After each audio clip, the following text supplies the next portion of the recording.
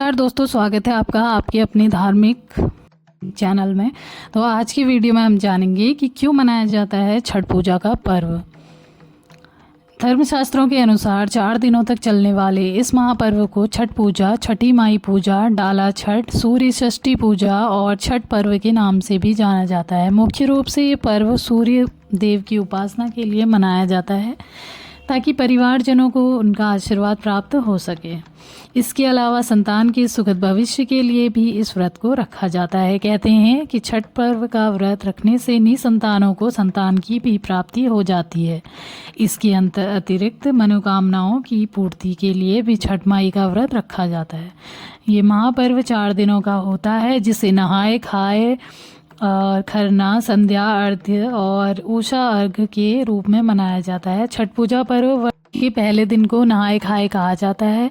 इस दिन घर की साफ सफाई करके छठ व्रती स्नान कर पवित्र तरीके से शाकाहारी भोजन ग्रहण कर छठ व्रत की शुरुआत करते हैं। इस दिन को कद्दू भात भी कहा जाता है। इस दिन व्रत के दौरान चावल, चने की दाल और कद्दू की सब्जी को बड़े नियम धर्म से बनाकर प्रसाद रूप में खाया जाता है।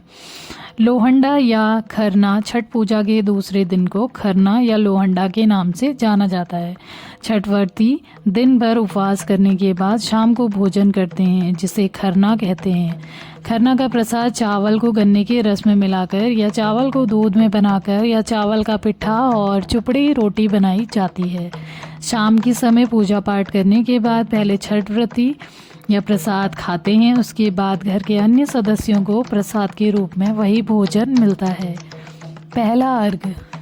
तीसरे दिन भर घर में चहल पहल का माहौल रहता है। व्रत रखने वाले दिन भर डलिया और सूप में नाना प्रकार के फल, ठेकुआ, लठुआ यानी कि चावल का लड्डू, चीनी का सांचा इत्यादि को लेकर शाम को बहते हुए पानी पर जाकर पानी में खड़े होकर सूर्य की पूजा करते हुए परिवार के सभी सदस्य अर्घ्य देते हैं और फिर शाम को वापस घर आते हैं। रात में छठ माता के गीत आदि गाए जाते हैं। चौथे और अंतिम दिन छठ व्रती को सूर्य उगने के पहले ही फिर से उसी तालाब, नहर, नदी या जहाँ भी वो गए थे पानी की जगह में, वहाँ वे तीसरे दिन गए थे। इस दिन उगते हुए सूर्य को अर्घ्य देकर अपनी मनोकामना पूर्ण करने के लिए भगवान सूर्य से प्रार्थना की जाती है।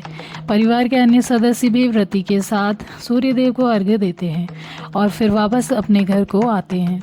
ये व्रत 36 घंटे से भी अधिक समय के बाद समाप्त होता है।